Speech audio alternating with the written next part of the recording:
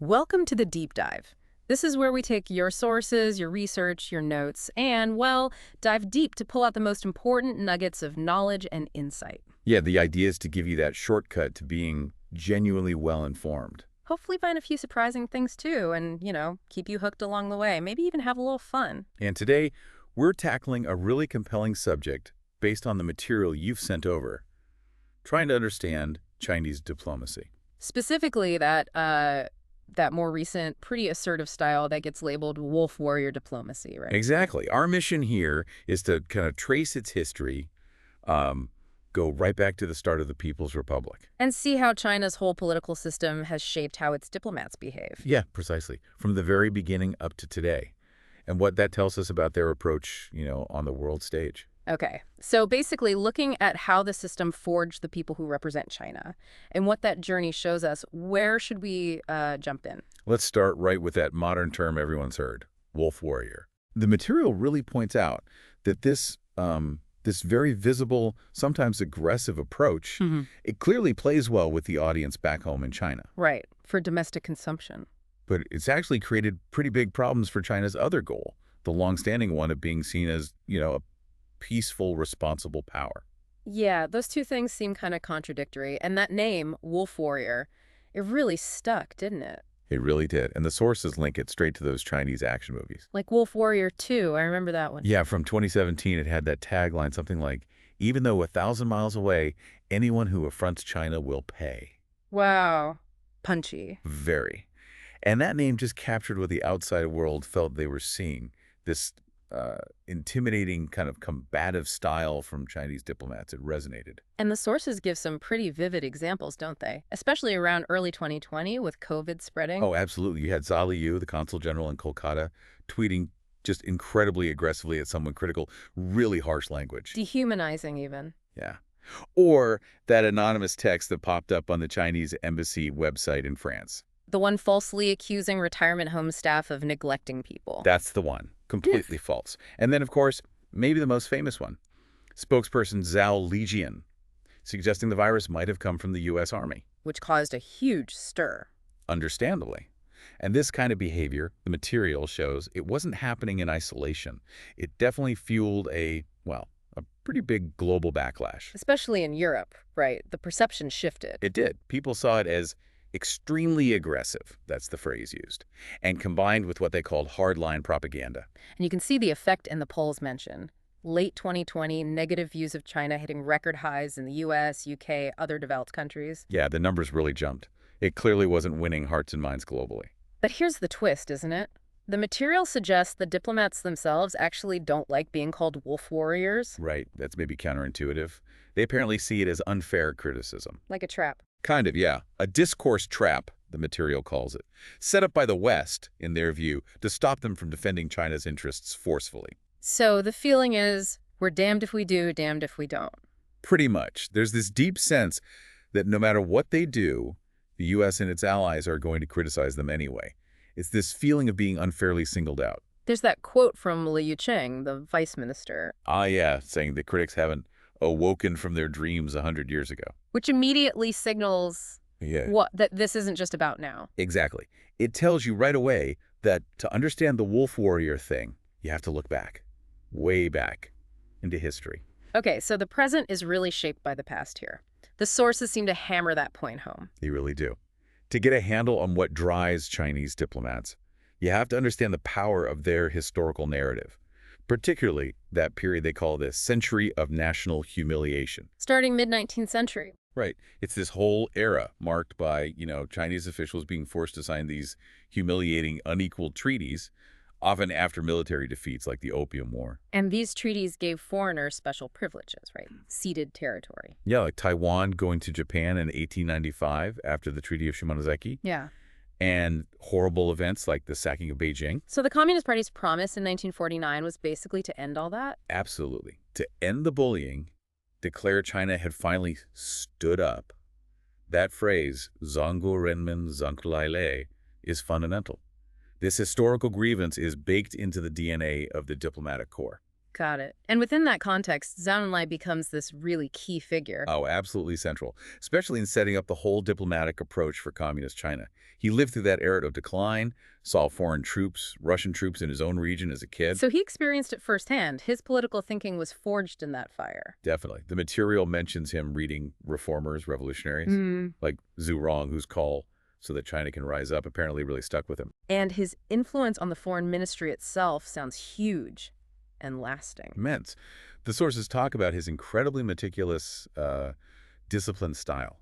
There's that saying they still teach, there are no trivial matters in diplomacy, Waijiao Wu Xiaoxi. Meaning every little thing matters. Every single thing, down to, the flowers are arranged. There are stories of him correcting translators, moving furniture. He believed everything sent a message. And that became the standard, that intense attention to detail. It really did. Now, the material also touches on his relationship with Mao Zedong, which sounds complex. That deference seemed almost extreme, saying he could only be an assistant. Right, and that story of him crawling on the floor to point at a map for Mao. It feels very performative. It does. But then the sources also show this capacity for ruthlessness, like ordering the execution of a defector's family during the Korean War. Wow, so a complicated picture. Very. And the full truth is probably still a party secret. Officially, though, he's presented as this ideal figure, the last perfect revolutionary. So that mixed meticulousness, discipline, deference, but also ruthlessness that shaped the ministry. And it wasn't just abstract history feeding into this. The sources include personal stories that really bring home the impact of that humiliation era. Like the one about Wu Jianmin, the future diplomat. Yeah. As a young man in Nanjing, experiencing being treated like a second-class citizen, seeing guards set a dog on a Chinese person trying to enter the French embassy. Just awful. It's incredibly powerful. He lived that humiliation. And the material says that scarring experience just stayed with him, fueling his determination that China should never be treated like that again. So those wounds, those convictions, that's the bedrock the diplomatic corps was built on after 49, this civilian army, as the sources call it. That's a really good term for it. Mao basically wanted to clean up the house. No room for the old nationalist diplomats. And build it fresh. Completely from scratch. Blending Zhu's discipline, tips from the Soviets, military experience, and, what the material calls Leninist techniques. Which means what in this context? Strict hierarchy. Ideological control. Pretty much. Treating diplomacy like a political battlefield, everyone in lockstep. The first ambassadors were often actual military guys, ambassador general. Knew how to take orders, but diplomacy was new. Totally new. Yeah. Apparently they found all the formal ceremonies really confusing, but Mao trusted them. His line was, ambassador generals won't run away. They were loyal. And the training sounds intense, a real mix. Yeah, lectures on international law where the instructors supposedly joked, international law my ass, we only believe in Mao Zedong law. Which tells you everything about priorities. Ideology first. Right. And then these incredibly specific etiquette lessons based on Soviet advice. Like using forks, dancing. Exactly. How to tie a tie, navigate a cocktail party, even not spitting on people when you talk. Seriously. Apparently. It shows they were building this whole thing from the ground up, learning the absolute basics of dealing with foreigners. And those early overseas jobs sounded tough. Basic conditions, isolation. Yeah, and major language barriers, too. Learning by making mistakes, using dictionaries, sometimes translating via Russian first. But the absolute top priority was always Political loyalty. Discipline. The sources mention strict punishments for meeting foreigners without permission. You absolutely had to stick to the official line, no deviations. even if you disagreed. Even then, you couldn't express it. For some, that loyalty came from, fear of the consequences. And this control wasn't just external, or it was internal too. Definitely. Embassies had their own party groups, just like units back home, and mandatory self-criticism sessions. Critiquing yourself and your colleagues on party loyalty. Yeah, keeping everyone in line. And this is where things like controlled openness and the buddy system come in. The rule where two diplomats always had to be together. Right. Even just running errands. The sources say it had two functions. One, it allowed some limited contact with the outside world. But two, it protected diplomats. You were never alone with a foreigner, so you couldn't easily be accused later of leaking secrets or being ideologically corrupted. And that buddy system is still around today. Apparently so. Enforced with renewed zeal under Xi Jinping, the material says, shows how deep that control principle runs. Wow. What about the stovepiping of information? Ah, yeah, that's another key thing. Diplomats were kept in these narrow lanes, only briefed on their specific area. Discouraged from talking to each other about the bigger picture. Exactly. The quote is something like, "Don't say what you shouldn't say." Sounds incredibly inefficient, though. It probably was, in some ways, but the thinking, according to the sources, was it limited damage. If someone defected or messed up, they only knew a small piece. But the downside is lower-level people didn't really understand the overall strategy. Right. Kept them in the dark about the big picture. Okay, so this civilian army gets forged, and then boom, they're thrown into the fire. Korean War first. Yep. And China getting involved wasn't just about helping North Korea. It was about China's own security, its place in the world, that lips and teeth relationship. Yeah, and the sources introduce Wu Juquan, sent to the UN during the war. Yeah, representing what was basically a pariah state then. The description is vivid, feeling totally out of place in New York. Staying at the Waldorf Astoria. Yeah. Finding the price shocking, relying on room service, feeling like security was watching him constantly, it really captures that sense of being unprepared for the world stage. So after that experience, Zhu Enlai sees the Geneva Conference in '54 as a big chance. A huge opportunity. The material shows he used it strategically gain international exposure, but also train his diplomats. He brought a massive delegation, nearly 200 people. Even though the West wasn't keen, Eisenhower opposing, Dulles refusing to meet him. Right, that famous line about unless their cars collided. Despite that hostility, Geneva was a huge success for China, the sources say. Really boosted its prestige, made it look like a world power. And Zhu was meticulous in preparing, consulting the Soviets. Even using distorted noise against listening devices, apparently. And yeah, having dinner with Charlie Chaplin shows his savviness, projecting a different image. So after Korea and Geneva, China launches this charm offensive. Yeah, roughly from then until the Cultural Revolution kicked off in '66, actively trying to gain international respectability. Especially with developing countries. Exactly, focusing on Asia and Africa. The material sees this as a direct precursor to things like the Belt and Road Initiative today. And the Bandung Conference in '55 was key. Absolutely. In Indonesia, Zhu arrived with a prepared speech, but famously put it aside, gave a different one, worked the room, addressed concerns from leaders, like Ceylon's prime minister. Putting a human face on communism. Precisely. It was incredibly effective. That Bandung spirit of solidarity is still talked about. And China still frames itself as a developing country. This was also direct competition with the nationalists on Taiwan for recognition. And they expanded this United Front work, too, using other organizations. Yeah, often staffed by diplomats, current or retired, targeting overseas Chinese artists, journalists. To achieve what, exactly? Several things, according to the sources.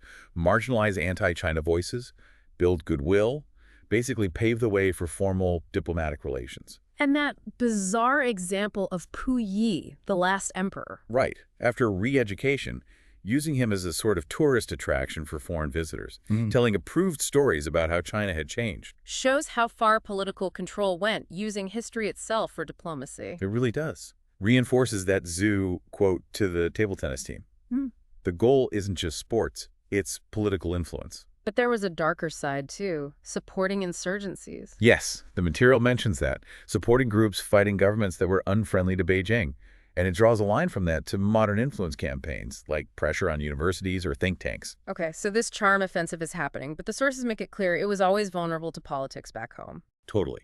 Domestic campaigns constantly disrupted things. The 100 Flowers movement and the anti-rightist struggle that followed, that created this deep fear of saying anything different, made diplomats incredibly cautious. And then the Great Leap Forward hit. Yeah, which put diplomats in an impossible spot. Forced to parrot propaganda about amazing harvests while people were starving back home.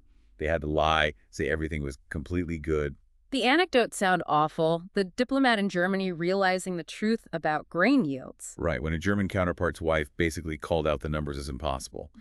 Or Xia Kunbao, seeing that special, well-stocked cafeteria set up for Edgar Snow while students nearby were starving. Or Zhang Benliang having to forage for food himself. These stories really show the moral compromises involved. Yeah. And the material links it directly to things like the carefully managed tours you see today in places like Tibet or Xinjiang, presenting a sanitized reality. But the absolute worst was the Cultural Revolution, starting in '66.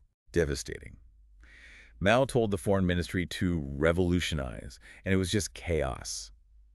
Red Guards, sometimes encouraged by factions within the ministry, attacking foreign embassies in Beijing. The British mission was actually burned down. Stormed and torched, yeah. Oh. And Chinese diplomats overseas got into bizarre fights, like in London, fighting protesters. Right. There's that image of a diplomat waving an axe on TV. Unbelievable. And targeting other communist countries, too. Oh, yeah. Besieging the Soviet embassy, attacking East German diplomats, damaging the Polish ambassador's car, detaining the Czechoslovak ambassador, expulsions from Ghana, Indonesia. It was diplomatic self-destruction. What was it like for the diplomats themselves during this? Grim. Many ambassadors recalled, embassies left adrift, diplomats forced into endless political meetings, denouncing colleagues, debating revisionist diplomacy. Some ended up growing vegetables just to get by. Foreign Minister Chen Yi was targeted? Yeah, sidelined, basically under house arrest. For a while, Huang Hua was the only ambassador left at his post anywhere in the world. And the human cost? Immense. Chen Yi died marginalized. Many diplomats sent to those brutal 5.7 cadre schools, labor camps, really. Terrible conditions described eating carrots, drinking toilet water. Even being used like animals, pulling plows. Vice Minister Chen Jiakong died in one of those camps. And the suicides mentioned Wang Jiaxiang's son, Wang Bingyan's wife, driven by persecution. It shows how diplomats were totally at the mercy of domestic politics. So after all that chaos, things had to shift. The Soviet threat became the main driver. Exactly. Mao started seeing the U.S. as a potential counterweight.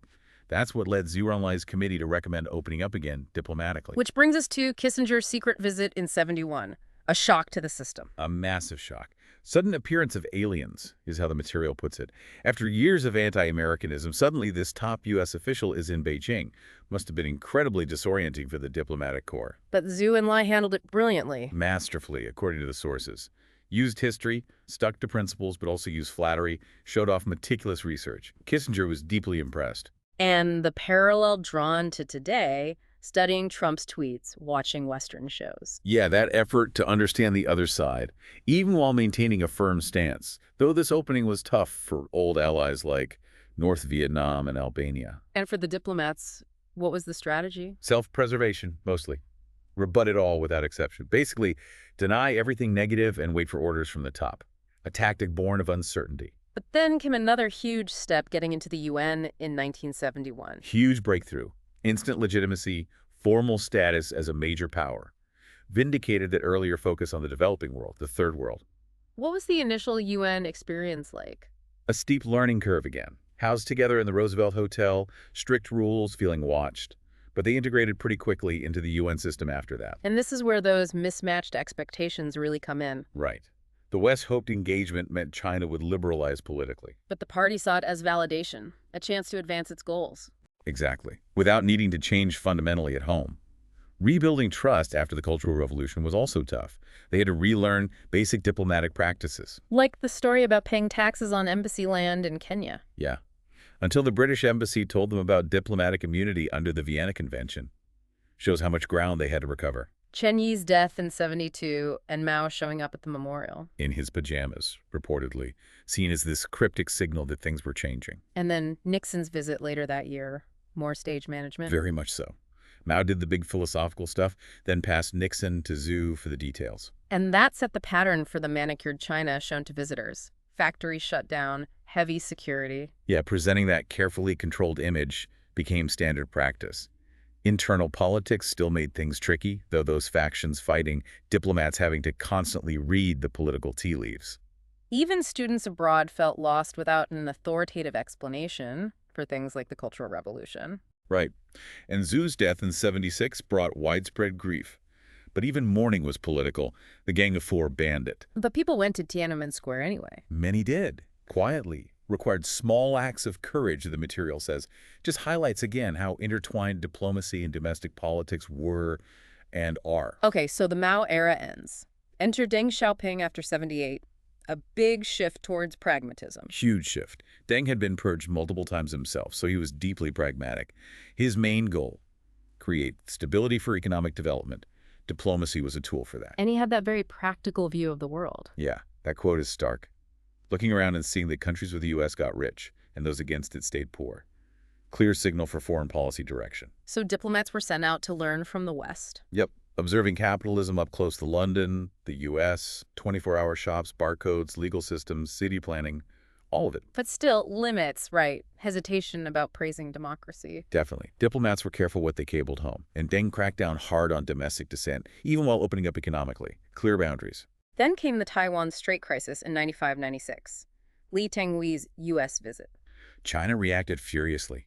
Military exercises. But the sources suggest Beijing realized this kind of thing actually pushed the U.S. closer to Taiwan. So they adjusted course a bit regionally after that. Seems so. Recalibrated.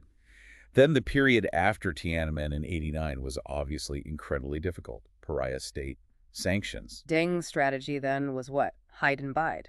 Sometimes called that implicitly. The material describes it as a slow, gradual desensitization of outrage. Small steps. Ease sanctions, get investment, quiet criticism on human rights, Taiwan, Tibet. Exactly. Limited objectives. Rebrand as a responsible major power. Yeah. And it worked, didn't it? Led to joining the WTO, getting the 2008 Olympics. And economic diplomacy really took off then. Absolutely. Using China's growing market as leverage. Li Peng at Davos, courting CEOs. Diplomats focused on economics, securing resources like oil. Some were learning basic finance terms on the job. The ministry itself tried to professionalize more in the 90s. Yeah, staff cuts, hiring locals abroad, clearer job roles, better training. That new HQ building in '97 was symbolic, too. Shaped like a fan for openness. But all meeting rooms on the ground floor. Keep foreigners out of the work areas. Exactly, that underlying control instinct again. And the Hong Kong handover in 97, a huge symbolic moment. Deeply poignant, the material says. Felt like finally washing away that century of humiliation. Boosted confidence in the system, especially after the Soviet collapse and surviving the post-Tiananmen sanctions. So Deng's era, pragmatic focus on economics, slowly re-engaging. But then things start shifting again in the 2000s, paving the way for more assertiveness. Yeah, the material points to 9/11 as a key moment, interestingly. An opportunity for China. In a way, the U.S. got totally focused on the war on terror. China offered cooperation counterterrorism intel, some low-key military aid. And relations improved. Significantly for a while. Bush called Jiang Zemin the president of a great nation. China joined the WTO. Big gains in status and influence during that period. And China stepped up regionally, too, with the North Korea talks. Right, the six-party talks. Hu Jintao saw it as necessary, partly to keep U.S. troops away from China's border.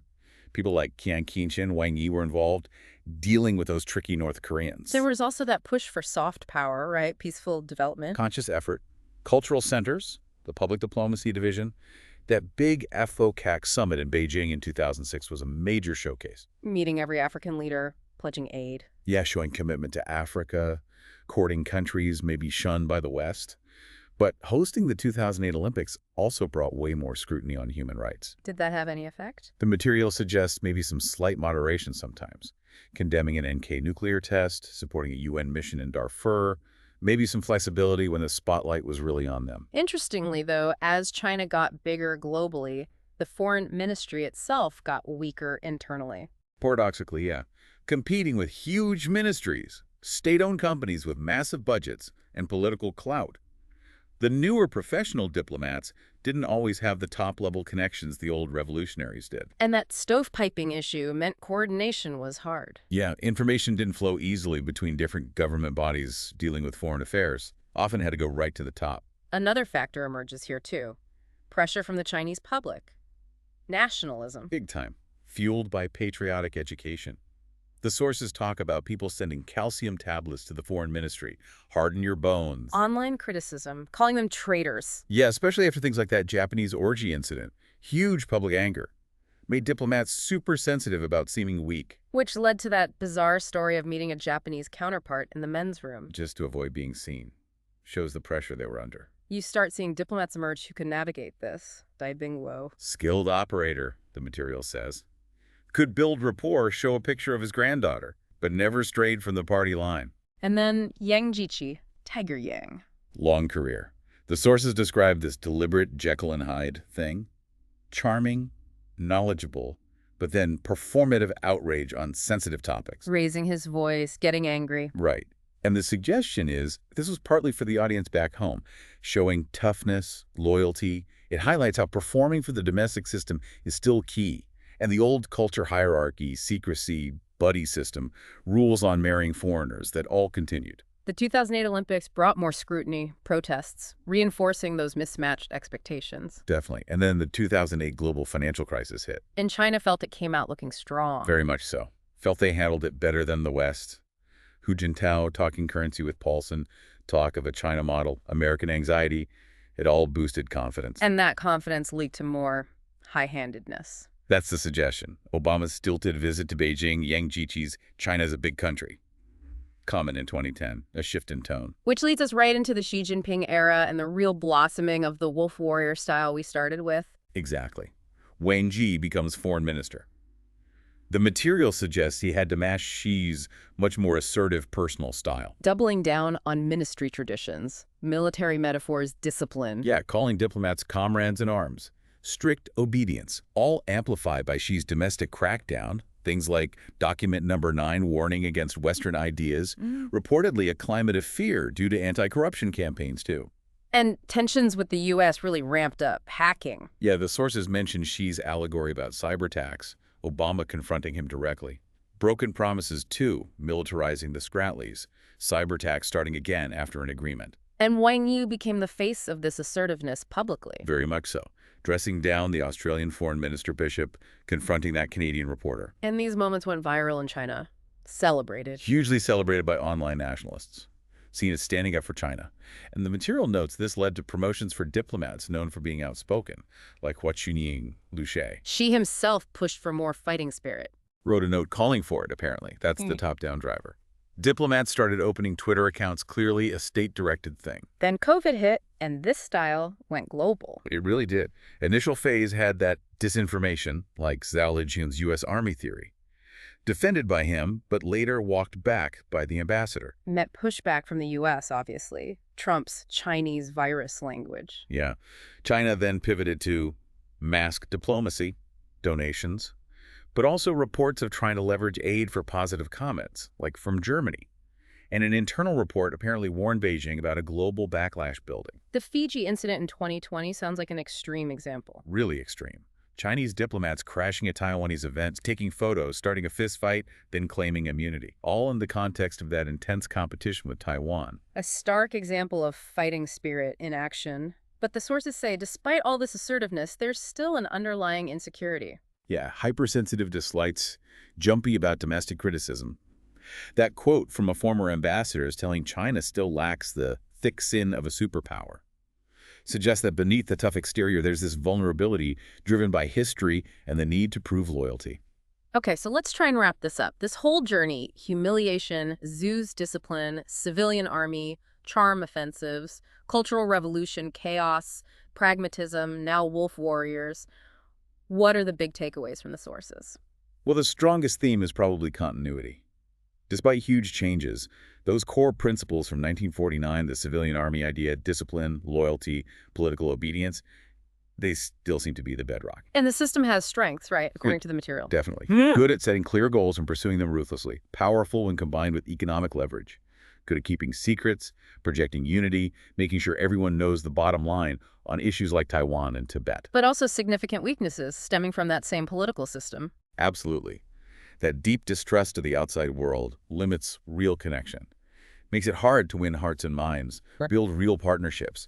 The rigidity leaves little room for flexibility or creative diplomacy. Better at silencing critics than persuading them. That's how the material puts it. And diplomats are still carrying that historical baggage, that sense of mission to restore China's place, fueled by propaganda. So where does that leave things? China's powerful, but global trust is low. Right. The challenge now, the sources suggest, is that China needs persuasion, needs trust things that money and force alone can't buy. And the material highlights those two competing instincts throughout history. Exactly. Moments of successful charm, Yan, Geneva, Bandung, the post-Tiananmen recovery showing they can be versatile, build bridges. But then the other instinct kicks in, driven by domestic politics. Yeah. The purges, the Cultural Revolution disaster, the recent assertiveness. These moments, driven by internal pressures, seem to repeatedly derail the diplomatic games. Wu Shuquan at the UN, feeling lost, and the sheer destruction of the Cultural Revolution, maybe those capture how domestic needs can just trash careful diplomacy. It really seems like a recurring pattern. The system's constraints, the historical drivers, They seem deeply baked in. That's the strong impression you get from the material, yeah. Which leaves us with a pretty provocative final thought, doesn't it, based on everything we've gone through in these sources. Okay. Given this pattern we've seen again and again, domestic political needs trumping successful diplomacy, can China's civilian army, as it's structured, truly adapt? Can it build real global partnerships based on trust? Or will that internal need for control, for projecting strength at home, always end up being the defining force, no matter the diplomatic cost internationally? It's the core question the history presented here really forces you to grapple with, isn't it? It really is. Definitely something to think about after this deep dive.